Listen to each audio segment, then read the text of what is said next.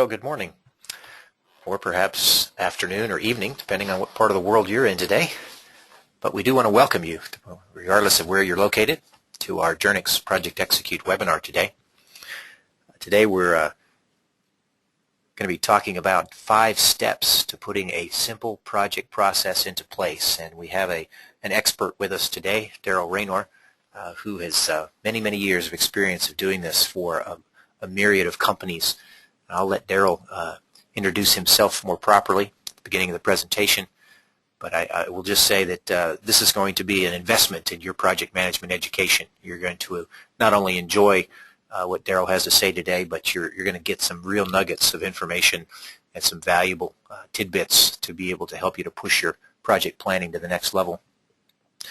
My name is James Bronner. I'm the Director of Marketing here at Journyx.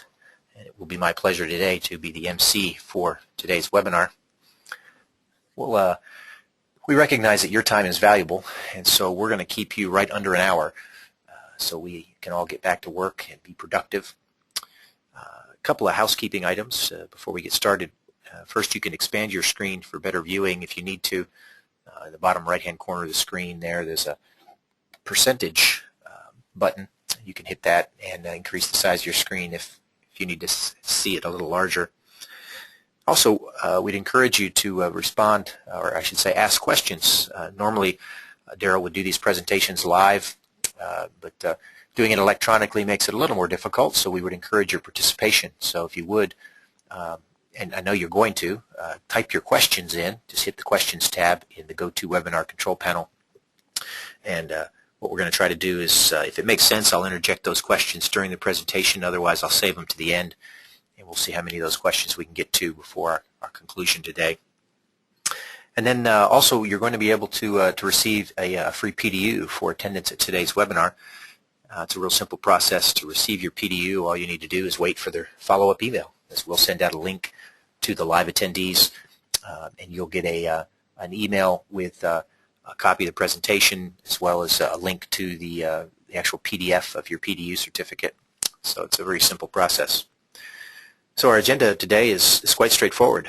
First, our speaker, Daryl Raynor, will take us through today's presentation on putting simple project process into place, and then we'll begin responding to your submitted questions during the Q&A time. So Daryl, I'm going to let you go ahead and take it away. All right, thank you very much, James. And just want to let everybody know that this may be a little slower than normal because I'm in Cancun. It's interesting to experience all the various internet connections and technology in another country. It's certainly improved over the last few years. Even 2 or 3 years ago, I would not have attempted this without renting an office in town in an office building. And now here at the resort, we've got wired internet access, and I think we're going to be good to go. So this presentation is about 5 steps to putting a simple project process in place, just like the title says. And the reason that I was drawn to this is I see organization after organization thinking they're going to improve their project processes by buying a big enterprise project management tool for hundreds of thousands of dollars. And then they spend another hundreds of thousands of dollars getting it all set up instead of buying just a reasonable, simple tool set. And in my experience, none of that has really worked very well. I've seen it tear down several PMOs. But let's talk about what we do have here. Okay, this was the abstract. This is just what you saw when you registered for this webinar. And I want to make the distinction here is there's a couple of ways to successfully implement project processes. One is top-down, directive, monitored, and balanced. The other is grassroots. And today's presentation is about the grassroots portion. We'll do another from a directed perspective another time, but this is from the grassroots. What if directors, senior managers, practitioners, project managers, PMO wants to start something without that executive sponsorship that comes with many directives, right? So this is the the way we'll go about that. There's just a couple steps. They're very easy. Some of them you'll recognize, some of them you won't, right? One is how to justify planning. My firm has constructed many different project management courses. We did an entire series for PM Solutions that I believe most of that content is still in their PM University. We've written courses for IIL, AMS, many other companies are very good. But what they all lack, what always gets edited out, which is why we did our own series starting about 10 years ago, was the project manager as process salesperson, right? How do you justify all the planning and monitoring that's needed for a robust project process? Even if it's simple, you simply need to justify your planning, right? And then you need to keep the steps short. The days are gone when you can sit around for 6 weeks, 8 weeks, 10 weeks and just go through all these planning exercises. We just simply don't have time at this point to do any of that, right? People want to get in and out. They're working on many different things. They just don't have, weeks and months to devote to this long planning process that could crank out an approved specification or anything else, right? And probably the most key piece of this for any project management is move the entire organization to one that recognizes value trade-offs anytime anything happens or anytime anyone wants anything to happen, right? So that there's always a trade-off, and we talk about this in a Pentagon perspective, here represented by the 5 arms of the project. And we'll get into that in a little bit. And then how to move to a variance-based action plan, right? Once you've gotten your plan, even if it's simple, there absolutely will be variances. And the key to making this all work is to take action every time there's a variance, no matter how small, especially if you get 2 or 3 in a row that represent a trend. You can easily extrapolate out that trend and look at what life will be like if you take no action, and it's horrible, right? So the purpose in this, we've come around full circle. Last 15 years we used to use the car analogy, now we're back to the car analogy. You want to make thousands and thousands of small corrections on a project to stay in your lane, right? You don't want to wait till you're clipping the fence post on the other side of the ditch and then yank that wheel so hard that you're almost going to roll the car and try to get back in the right lane. You want to make many, many, many corrections almost intuitively to stay in that lane and stay off the box dots, right? And then we talk about a little bit, how do you stick with this? How do you stick with your approach in a grassroots? It's not something, it's not a set and forget. What people want to do is go through this big amount of process planning. They want to set up a process and then they walk away. That's been just proven it doesn't work. Right, so let's talk about justifying the planning. I do a lot of work on the road, Egypt, China. I was in Chicago last week. I'm frequently in Omaha to a large client. And until I learned Omaha, even though Omaha, if you haven't been there, it's like Des Moines. It's laid out in a grid. If the numbers are going up, you're going away from city center, which is west, right? If the alphabet is going up, you're going north. So it's pretty easy to get around. So I didn't really need a GPS. All I needed was a map. I just got back from Chicago. Many of the roads don't go straight. There's a lot of limited access. There are one-way roads. There's lots of traffic and all kinds of construction. A GPS is a must-have. I just use the one on my iPhone. It's not a real GPS, I know, but it's good enough, right? It gets me around. And so when you just drive around Chicago, it doesn't work very well when you don't do much planning, right? You put a GPS in place, you type in your route, you double check it on another box to make sure it's not out of control, and then you follow the route. If something goes wrong, you've got a plan. If a street is closed, you can go over a couple blocks and cut across and come back. It's not that it's perfect, but it gives you an idea. It gives you a rail to run on, right? Another way to justify planning is what problems are you having now and how could those be reduced? Right? And the key to justification is having some what I call visceral stories. right? At one of my clients, it's like, well, you know what happened last time we did that Oracle upgrade? Or with one client, yeah, you know what happened when we went with that sole source provider for all our construction materials. And people think back and they go, oh, right. And they get this feeling in their stomach. It's like that, they don't want that to happen again. Now you pounce with the process. Well, let's work together to see that that doesn't happen like that. Let's just do these 2 little steps, and we'll work together to monitor these to make sure we stay out of that ditch. But it's those visceral stories, right, that point back to the pain that allow you really to have success. Okay, and you'll see this in every one of my presentations because it's just absolutely key to figuring out what you're going to do, right? This is your slider. At the top is the word all, which means very, very thick. At the bottom is the word none, which means very, very thin. At the bottom is a napkin, right? At the top is a stack of documentation 2 feet high. And so which documents do you need for this particular project? Which processes do you need? And each process should have as its deliverable or its output one or more documents or other deliverables, right? So if you choose your processes right and you only execute the processes that are absolutely necessary and key to cranking out your particular deliverable.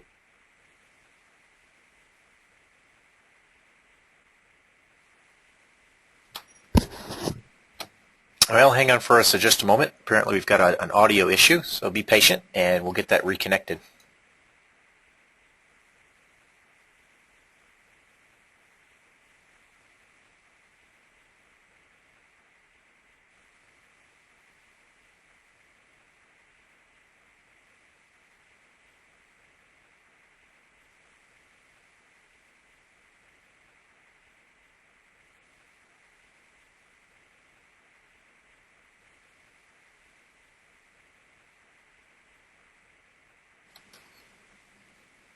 Bear with us for just a moment. Daryl mentioned that he is actually right in the middle of a vacation down in Cancun, Mexico, and he thought he might have some connectivity issues, and apparently he did. So let's be patient here.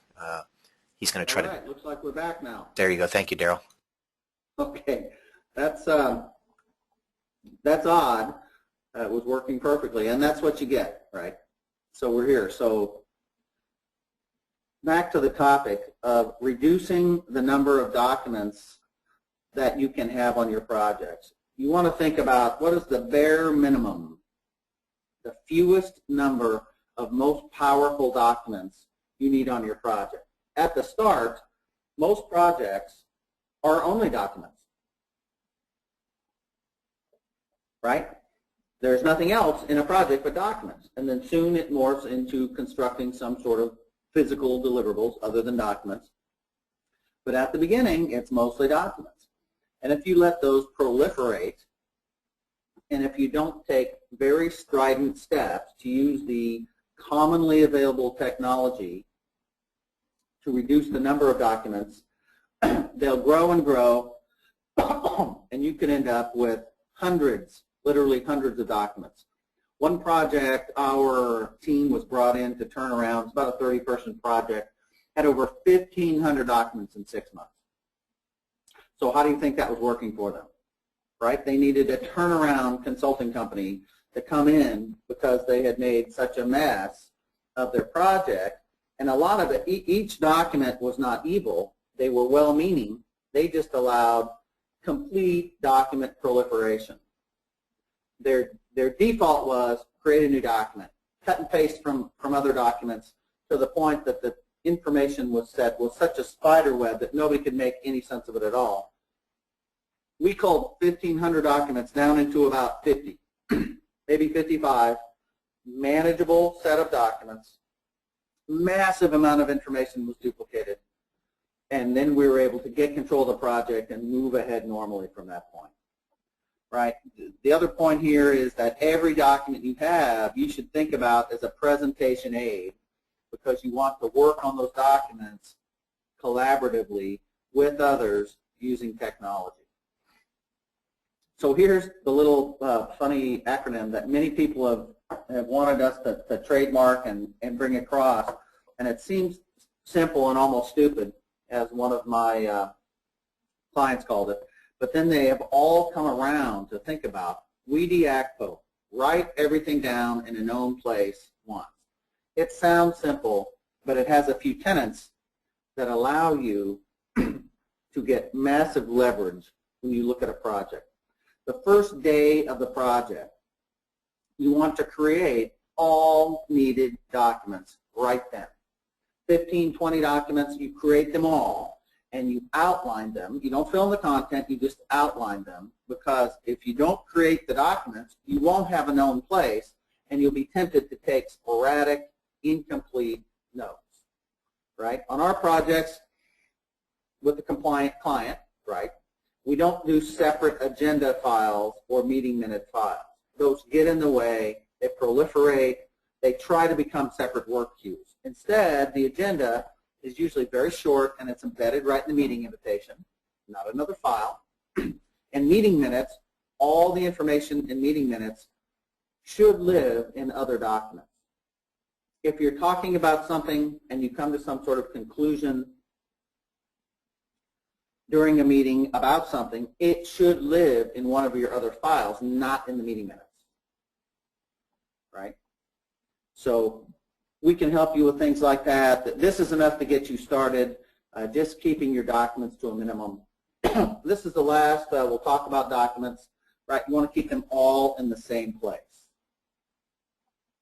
And there are some file storage systems now, like Google is leading the way with tags, that you don't even need any folders, because the tags and the search is so fast that if you're being consistent with your documents, then you don't even need folders. We haven't come that far yet. We've seen other people do it. We prefer folders, and we have a root folder or a root location or wiki page, SharePoint site for everything. We try not to get more than a couple deep from that, and we try to arrange things so that once we give people a link, that link is static, and for the rest of the project, that link is valid for that type of file. If you want to know more about that, this isn't a document presentation. Catch one of our other presentations, and we go into that in some detail. So the next one is keep it short, right? People's attention span is growing shorter. I have a 20-year-old stepdaughter, and she's getting great grades in a major Texas university, and she has the attention span of a gnat.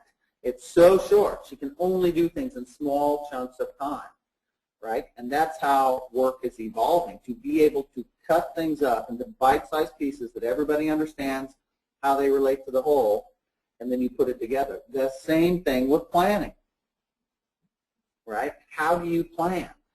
The easiest way to plan that doesn't put people off is listing the specific deliverables that are needed for the project. You don't go off into some dreamland state. You simply list the deliverables that are required, have everybody get together on those and agree, or at least accept, and do them several at a time, giving people assignments to bring back together. We found that our planning sessions, unless you're going to do a JAD session, which is an entirely different type of facilitated session that you can get a lot of planning done in a short amount of time, are best kept to an hour and a half or less. All right, people are busy. They have all kinds of things going on. Mostly they're not dedicated.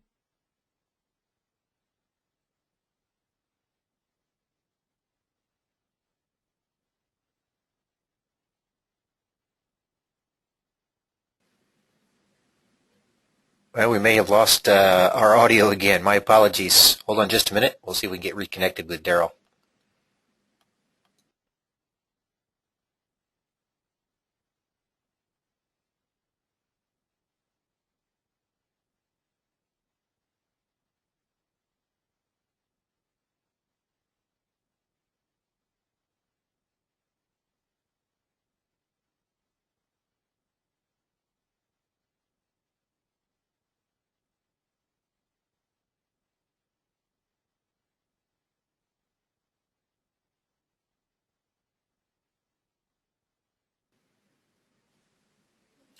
While we're waiting for Daryl to come back on board, I'll just remind you that there's a whole slew of these webinars that are going on currently this semester.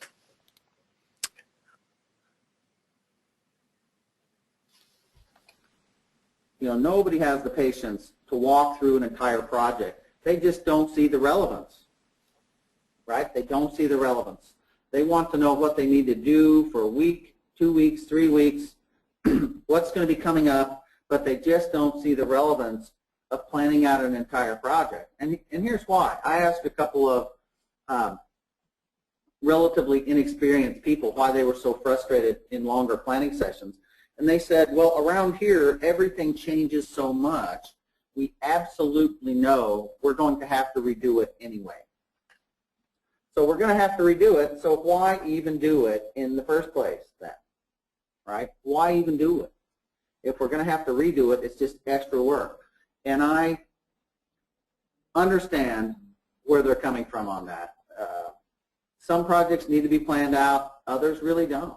You can go a step at a time, a couple steps at a time. Okay, let's move on to the next slide here. Value trade-offs, right? Many people think their change control is needed for everything that happens on a project because they want it approved. Well, you don't have to approve something like a competitor bringing out a new product. Somebody quits, right? There is a weather occurrence. There's plenty of things that happen on a project. You don't approve somebody misestimating a major amount of work on a project, right? There's no approving. It just happens. Happens all the time. Happens many times a day. And you've got really 5 aspects of a project with which to trade off, right? You've got time. You've got cost or money. You've got scope, features, you know, pieces of the project. You have resources, which we are defining here because it's the interesting problem as people. And you have quality, right? And if you don't manage your trade-offs, it's frequently quality that's going to drop, or it's frequently resources that are going to be put in an untenable overtime situation. So basically, the message is things happen, you got to handle it. So here's how most projects handle things like that, right? Several different little groups of folks on a project just do whatever they think is best. They don't really talk to anybody about it because nobody wants to hear it.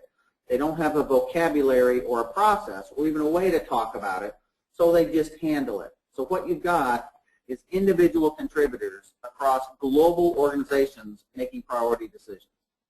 This is bad. It's management's job to make priority decisions, and it's individual contributors' job to execute on those decisions, right? So the key skill to develop here is how to present events, any and all type of changes in schedule, cost, scope, resources, and quality. You have to be able to find a way to talk about quality and discuss what happens when one of those changes. The only thing you can do is adjust the other 4, right? And that has to be done up on top of the table and not individually and not buried someplace with no documentation, with everybody trying to do the best they can, very frequently making trade-offs that are working against each other, right? And change control is an excellent mechanism to deal with those type of changes that need to be approved, right? You have people that get together on the project and outside the project and some sort of governance perspective, working together to make the best decisions for the project. Frequently, though, that's too high a level to escalate all these daily changes, right? Sam might have estimated a task to take 4 hours, and through an unfortunate series of events, it's going to take 12 hours. Well, Brad's one of his grandparents died, and he had to take a bereavement leave. While Sally was in here and finding that they had to make a request for a new test environment or for a new piece of equipment that had to come from China. These things happen every day. You just have to have a process in place. And we do a whole nother webinar, and part of our work as consultants is helping people develop a vocabulary and an established mechanism, variance-based, which we'll touch on in a minute, to take care of those, right? A lot of it is just in the way you present it. And here's the response of an inexperienced manager that doesn't get it, right? And I've seen this happen at almost all of my clients. One or two or three people will always just slam the table and say, look, just do it. Just do it. Do it all. It all has to be done. Just shut up and do it, right? They don't understand that there's an infinite amount of work and dozens of things to be done on many efforts that that person could pick up at that time, right? Everybody's queue is full. When it overfills, something is going to happen. Wouldn't you rather have some input to what happens rather than letting every single person decide? They're all going to pick a different piece, and they're not going to be working in concert without your help, right? Okay, the next piece here of our 5 steps is a variance action plan, right? You want to think about which of those project dimensions, the 5 scope, time, cost, quality, resources, right? Which of those is the least flexible on your particular project? When you have those, the least flexible, maybe the next least flexible, you figure out what metrics matter, and then every single time something happens on your project that is not exactly on plan, that's the definition of a variance, figure out the ones that matter because they have some impact on a relatively inflexible piece of your project, and use that impact to justify taking action right away. You don't wait for the end of the week. You don't wait for the end of the month. You don't wait for a project review. You don't wait for some little stoplight mechanism to turn red.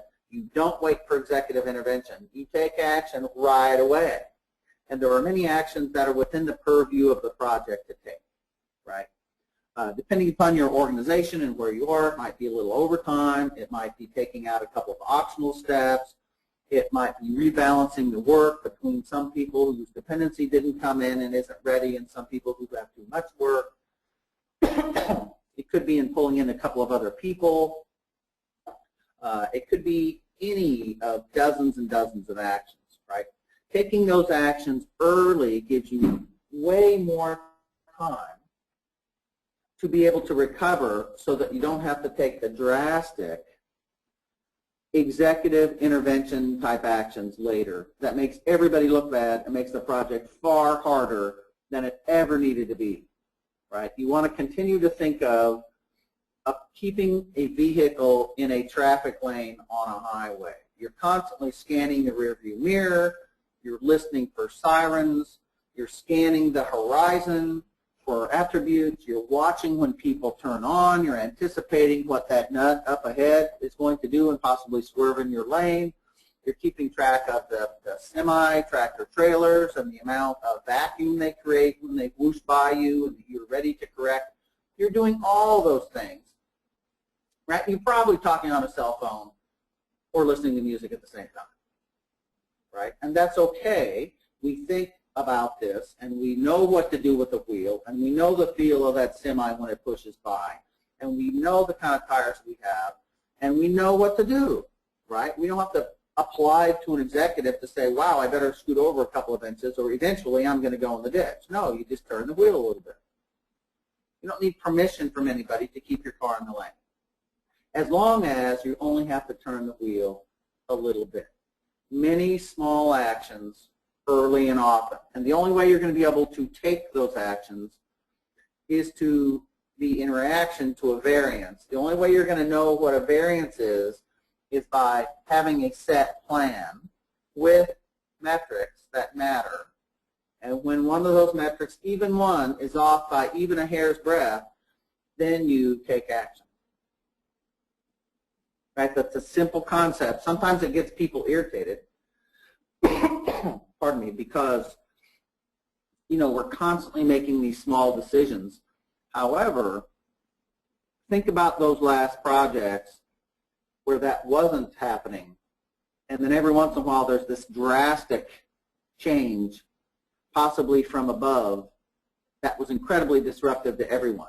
I mean, that almost makes your stomach hurt when this sort of intervention happens. Everybody loses a few little brownie points, right, when that happens. You're not handling it. Somebody else has to handle it for you. You want to be among the cadre of people that can handle it. This is how to do it. This is one way to do it.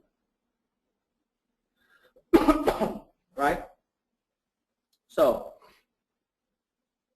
how do you stick with it? Like we said, this is not anywhere near a set and forget situation. Right?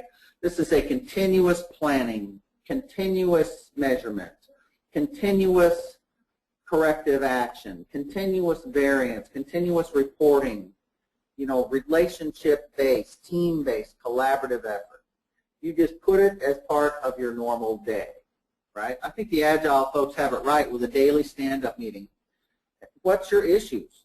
What happened? Where do we have a variance? What are we going to do about it, right? It keeps it within the team's purview as long as possible. And only when you have a variance that is large enough to cause you to have to take some sort of mildly drastic action do you have to go ask permission, right? Otherwise, you're just constantly turning that wheel a little bit. You'll find that people are with you if everybody's informed and everybody has a voice in the decision. Doesn't mean it's a democracy, but everybody's heard, right? Projects are not democracies. You listen to the people that know what they're talking about, and then somebody has to make a decision. They have to make it quick, have to implement the decision. This graphic at the bottom, with this grassroots effort, this yields a lot of benefit, right? As long as you keep it short and simple, right? Short and simple. The process, up on top of the table, it's available to everyone, right? You want to make sure that all change makes it to that table. The ones that need approval and the ones that have already taken place, both of those need to be dealt with in the same manner. When everybody's on the same page, taking your action early and often is possible, right? And then remember, you need to be a salesperson for these processes. Remind people why things are going smooth. Remind them why their recommendations and your recommendations are being accepted by your management, because they trust you. They see everything that's happening on a project, all the data, and there's not very much, but all the data that matters is updated almost real time. You're always academically honest with every report. They don't have to wonder. You don't need a back channel of communication on a project that's transparent. Right? When I talk to CIOs and other senior executives, what they want is transparency. They're tired of having to send somebody down into the project to find out what's really going on. And the executives themselves are tired of the inquisitions, right? I was talking to a deputy CIO a couple months ago. I came into a project review, and he was just grilling these project managers as if in a very hostile manner. And I said, why do you do that? He goes, because they lie to me. Either accidentally or on purpose, they lie to me. And only when I catch them in this lie can I find out what's really going on in the project, digging down into the data. Well, that's an insane relationship, right? That's insane to make your executives dig for the data because you don't want to deliver bad news, right? Well, guess what? Project management is basically the institutionalized delivery of bad news, and it's coming from you. So do you want to deliver really, really bad news of a really big nature, or just a few little nits for which you have the answer in your pocket? Right? It's not a hide the bad news from executives because they'll freak out. It's to give them the bad news all the time to the point where it's so boring they just say, okay, handle it, handle it. And you've got it, but you've got to have that, that process in place where everybody sees what's going on with impact from all variances laid out, and it just works like a charm, right? So here's what we've talked about, and I realize that these are some, even though it's about simple project processes, right, these are how to do it. How to justify planning. You want those visceral stories, right? You want to tell people that, remember on the project XYZ when all of a sudden the senior VP flew in from Chicago and had us out on the table, right? I don't want to be out on the table for the senior VP. I want my project to be transparent and working smoothly. And remember some of those long planning exercises where 2/3 of it didn't come true anyway, right? Keep your planning steps short. Make it constant. Almost every day you'll want to plan something that's coming up. You'll want to be able to handle some sort of variance, right? And you want to be able to talk about how to trade off the value between your scope and time and cost and resources and quality, and be able to talk about quality like an adult, right? So many people say things like, oh, we can't compromise quality. You do it every day, right? You just need to put it up on the table, and it's just a business decision, right? Regardless of what type of organization you're with, it's just a business decision, and it needs to be up there with everything else. If you don't want to compromise quality, then you'll have to compromise something else. It's basically a zero-sum game outside of the innovations that arise on the project. Right? So in order to be able to make those value trade-offs, you set your processes up so that you know when something starts to go off from plan, which is called a variance, and you have some predefined actions that are already approved. Everybody knows what's going to happen, and then they take. It's pretty astounding the great blend of actions that a team can come up with to keep a project on track when you really find a way to trap their ideas and get them plugged in, and their creativity can really come out. I've had teams that have just been over backwards, but they've been over backwards in a way that they believed in, toward a goal that they believed in, and it was a lot of those yoga exercises that they were using to bend over backwards were of their choosing, and it was much more powerful than someone just telling them what to do, right? They were working together. They were covering each other's back. It's great to be on a high-performance team, and this is one way to get there quick, right, where everything's up on the table. There's not a lot of secret negotiations going on. There's not a lot of heavy management intervention. Management should never have to intervene in your project other than to approve one of your recommendations for some action outside the purview of the project, right? And then once you get this in place, you have to stick with it. It's not set and forget. You have to work these processes every day with somebody to make sure that they're foremost in everybody's mind, that they're not some sort of fad, that you will stick with them and lead them through this approach, right? So I wanted to do a couple of things with this. This is the first delivery of this webinar, so I wanted to practice it a little bit and make sure that we didn't run too long. Also, I'm a little scared of this connection. I wanted to be able to get the main points out. But now we have plenty of time for some questions, and I'd be happy to address any of the questions that anybody has at this point. James and possibly Claire, what have you got for us? Let's give people a minute to pull their thoughts together, and we can address questions. Sure. Sounds like a good plan, Daryl. Why don't you just take a sip of your Mai Tai there, and we'll have folks. I guess Mai Tais aren't what they do down in the Caribbean. It's the what do they call it, like Bahama Mamas or something? Isn't that what that is? Yes, that's right. But today I think is Mango Margarita Day. Mango, my wife would enjoy that. Please, as Daryl had suggested, go ahead and put your questions together and submit those. We've had a couple of folks that have sent over some questions. I'd encourage you to click on the questions tab and send over your questions to Daryl. And as he said, we left ourselves a good amount of time here, so let's dive right on in.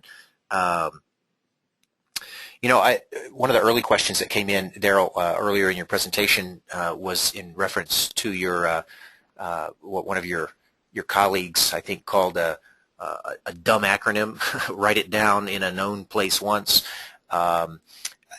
His question was, does that known place need to be a collaborative place, or can that known place be a folder that you keep on your desk so that you know exactly what's there?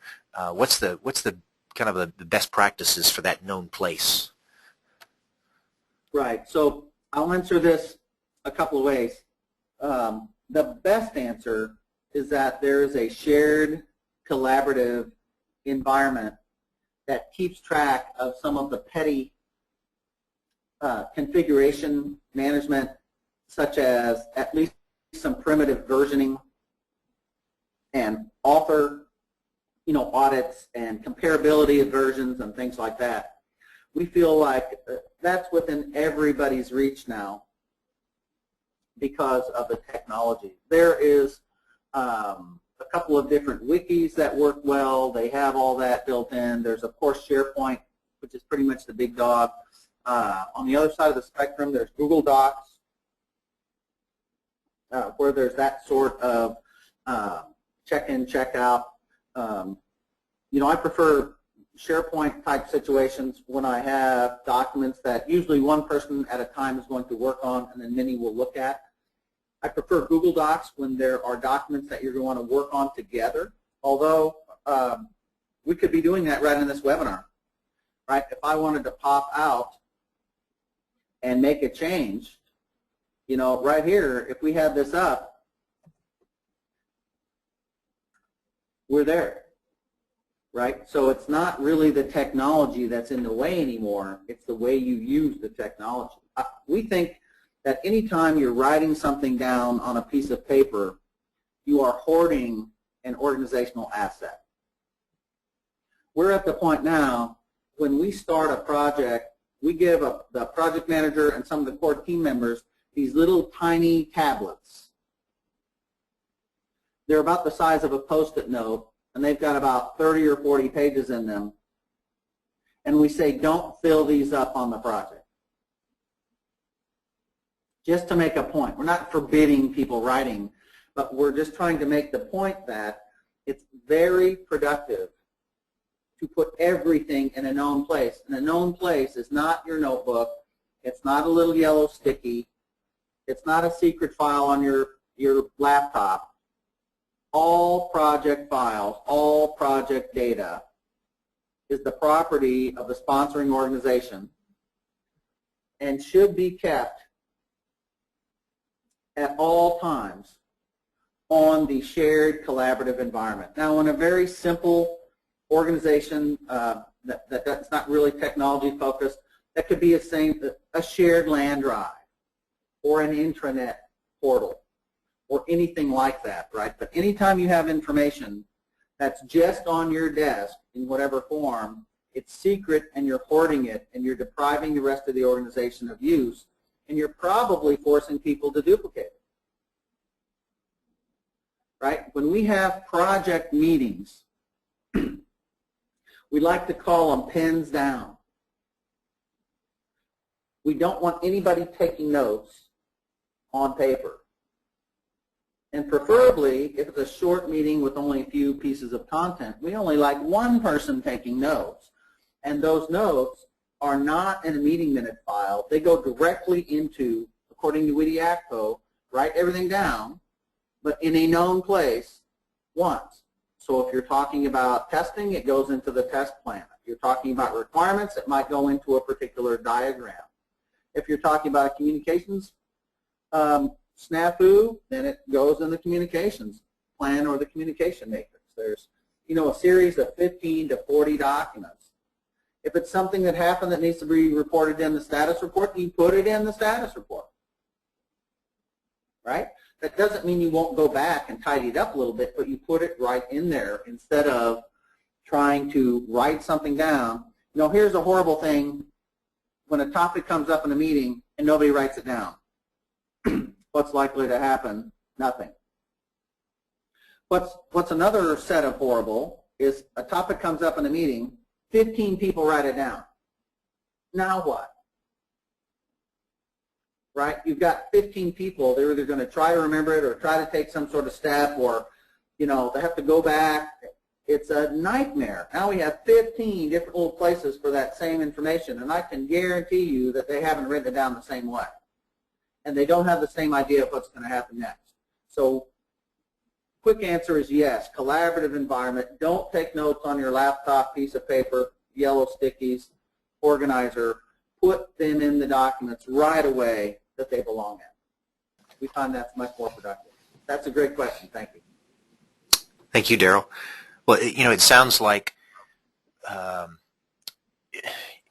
processes by themselves are powerful, but it really helps if you have some technology that follows that up, and that's what you were discussing was having. You talked about that at the very beginning of the presentation. Some of these folks start with the very expensive, very timely technology and don't have the processes to support that, and it sounds like you're advocating having some really solid processes and then finding the right technology that fit the processes to really make this thing hum, right? Absolutely. And if you do want to choose a tool, for God's sake, don't make it an enterprise project management tool. We've seen our clients spend millions of dollars and fail when they put these sort of things in. I'd much rather see, I know this is a little self-serving, it's a simple timesheet, project execute type of environment go in, reasonably priced, reasonably installed. It doesn't require reams of data entry to make anything work. Very simple, integrated little tool, and wrap your processes around that instead of trying to let the big EPM tools come in. It's kind of like, putting in an SAP when all you need is an accounting system, right? SAP is so big. There's so many modules. It's so expensive. It's so fragile. It takes so much expertise that you're going to end up serving the tool instead of serving the projects. Right? You don't want the processes to get in the way of the project and take on a life of their own. That's how PMOs build up a big staff and then are laid off. When you try to do something like that, you're serving the tool through some vague executive direction instead of really getting down to project work, which is what people should be doing, is working on projects. All right. Good Next point. question. Thanks, Daryl. Our next question comes in from Sandy. Sandy asks, she says, we don't have much spare time. How long should this planning of deliverables process last? Okay, well, Sandy, I should warn you that I'm a consultant, right? And you're going to get the consultant's answer is it depends. Because what you need to do, remember the slide that has the slider on it. From none to all. Planning, and indeed all project management processes, should only be done if they benefit the project, right? So the way we try to help organizations put in process is follow the pain. Where there were big, expensive, career problematic screw-ups on the last project, fix that, right? Fix that. Where there were unorganized, vague attempts to do something that caused some sort of rework, fix that. Where did executives have to intervene that caused dramatic project changes late on in a project? Fix that. Then you've gotten a little bit of confidence, both from you, the executives, and also from your team. Then you can go about optimizing things a little bit, right? All project processes should be geared toward optimizing what people do, organization, with some reason for doing what you ask people to do, right? So A lot of times I'll come into a client and they say, we want all the work to be covered with project management. Well, no, you don't. Why would you do that? It's going to cost all these people time. You want to project manage the efforts that get done faster, cheaper, and better with project management, and leave the ones that don't get done faster and better and cheaper with project management, leave them alone, unless those efforts are causing some other sort of cascading screw-ups and problems and challenges for other organizations, right? Sometimes organizations can sub-optimize a particular function so that that particular function works like clockwork, is almost perfect, but the collateral damage is extreme, right? So then you have to take it up a step to the organization and see what matters. But this planning should take, right, 5 to 15% of the time spent on a deliverable. And we find that that can pay back 2 or 3 or 4 times in effectiveness. Pardon me, when you have a plan and you can approach people and you can tell them exactly what you need, pretty much when you need it, at what level, with a specific description of a deliverable, and everything's transparent, they see their piece, they see how it affects everybody else, they see the impact if they don't do it, and everything's public. All variances are pushed out right up on top of the table and decisions are made, so it sort of destroys plausible deniability and selective memory, right? So people are sort of forced to play fair, and that's good for everyone. But I only do enough planning on my efforts that I feel is going to have a large payback, and then we stop and we perform work. And we may revisit that in short increments along the project, but we do not try to put everything in a big planning document and get that thing all nailed down and then pretend it's going to happen that way. You want to do only enough planning to allow people to organize their individual work queues and get everybody on board with all their managers and all the other people that are providing pressure for them to do other things, right? So that everybody knows the priority and you move forward. So you don't. So what we find sometimes is this is actually reducing the amount of planning some of our clients do, is moving to a process like this. It's not, you know, planning, just like everything else, has to be done right or it's not worth doing. It can slow a project down. And our goal is not to slow projects down, it's to get more of them done quicker, you know, so that we're given bigger and better projects. It's a good question. Thanks, Daryl. Well, one of our attendees, Dan, has chimed in. He says, thanks, Daryl. I'm completely in agreement with you. And let me summarize. He says, I've got a project that's coming up that I've got to start immediately. The problem is that I'm concerned about adoption of setting up a new process kind of in the throes of things. What are some suggestions you have for kind of jump starting this process implementation and getting adoption? Okay, well, one of the, I mean, I'd have to know a little bit more about your situation for a specific, but one of our normal processes, when we go through a little bit of a change management process with our clients, is to identify the beneficiaries of the process change and try to rotate the process change so that one change benefits management, the next change benefits the team, the next change benefits perhaps the customer. You have at least 2 constituencies, and sometimes 3, where a particular process change might have benefit. Now, the team's going to have to do it, but if they see executive benefit and the relationship improves with executives, and the questioning is more about figuring out what to do rather than blame, they'll like that, right? Or if the small process change is planning out people's work, let's say a week in advance, so everybody knows where they are and they can cover each other's back, they'll like that. And if they see the customer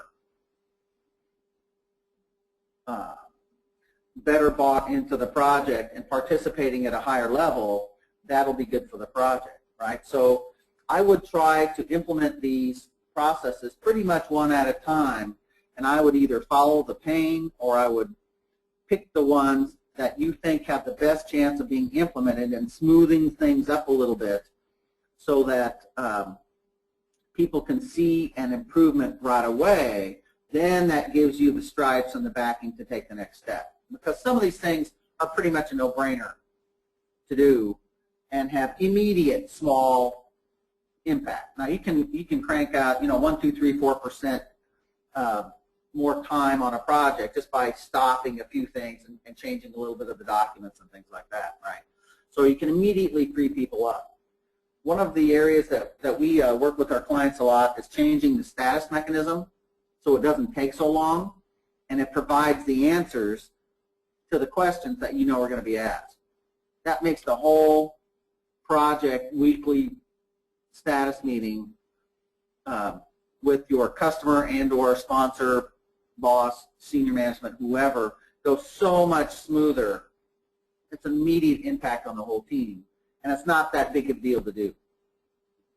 Right? So those are a couple areas I'd work on first is trying to streamline your documents a little bit. Who on your team is going to fight you if they don't have to create a document, right? Or if everything's available all the time. So ease into that one thing at a time, and I think you'll get the backing you need to be successful. Of course, we'd always love to help you with that. Thanks for the question. Thank you, Daryl.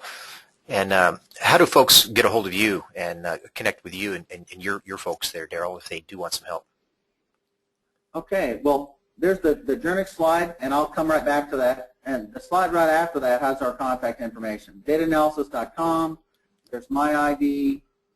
There's my phone. Don't call it this week. I'm in Cancun.